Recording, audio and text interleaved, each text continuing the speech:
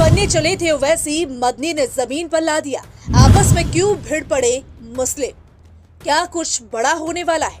AIMIM के chief और हैदराबाद से सांसद असदुद्दीन ओवैसी अपने बयानों को लेकर अक्सर सुर्खियों में रहते हैं। वो ऐसे ऐसे बयान देते हैं जिस पर विवाद हो जाता है।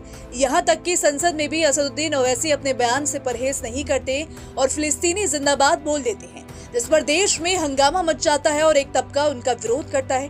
हालांकि असदुद्दीन ओवैसी मुसलमानों के सबसे बड़े नेता बनने का दावा भी करते हैं और कहते हैं कि मुसलमानों की आवाज वही उठा रहे हैं। लेकिन अब असदुद्दीन ओवैसी और मौलाना मदनी की वजह से मुसलमानों के बीच आपस में ही झगड़ा शुरू हो गया है। जी हाँ, जिस तरीके से असदुद्दीन ओवैसी बयान देते हैं, अब उस पर प्रतिक्रिया आई है जमीयत-ए-उलेमा हिंद के अध्यक्ष मौलाना मदनी का, और उन्होंने असदुद्दीन ओवैसी के बयानों पर तीखी प्रतिक्रिया दी है, जिस पर अब मुसलमान दो गुटों में बंट गया है।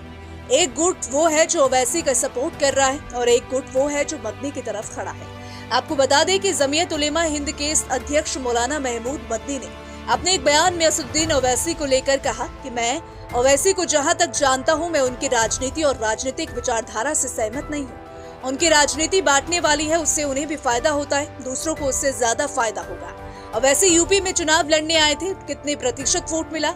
नहीं मिला वोट उन्हें, लोग उन्हें अपना नेता नहीं मानते, वो नामुनासिब बयान देते हैं, उनके कई सारे बयान सुनने लायक नहीं है। अब जब मौलाना महमूद मदनी ने ओवैसी के बयानों को लेकर तीखी प्रतिक्रिया दी और कहा कि कई बयान सुनने लायक नहीं है, वो विभाजन की राजनीति करते हैं, तो उस पर एआईएमआईएम की तरफ से बयान आया और मदनी पर हमला बोला गया।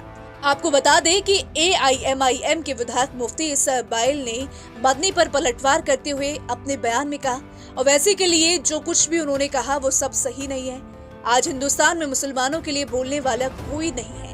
मौलाना मदनी साहब भी नहीं बोलते जैसा ओवैसी बोलते हैं, लेकिन जो हरकत उन्होंने की वो ठीक नहीं। उनकी नादानियों की वजह से ही जमीयत दो गुटों में बंट गया है। तो मौलाना महमूद मदनी के बयान पर एआईएमआईएम की तरफ से कुछ इस तरीके से पलटवार किया गया और कहा क्या कि मदनी जिस तरीके से बयान दे रहे हैं उसकी वजह से मुसलमान बटे हैं। लेकिन मामला यही पर खत्म नहीं हुआ। जिस तरीके से मौलाना महमूद मदनी ने ओवैसी पर प्रतिक्रिया दी और उस पर एआईएमआईएम ने विरोध जताया, उसके बाद मुस्लिम लीग की तरफ से भी बयान आया।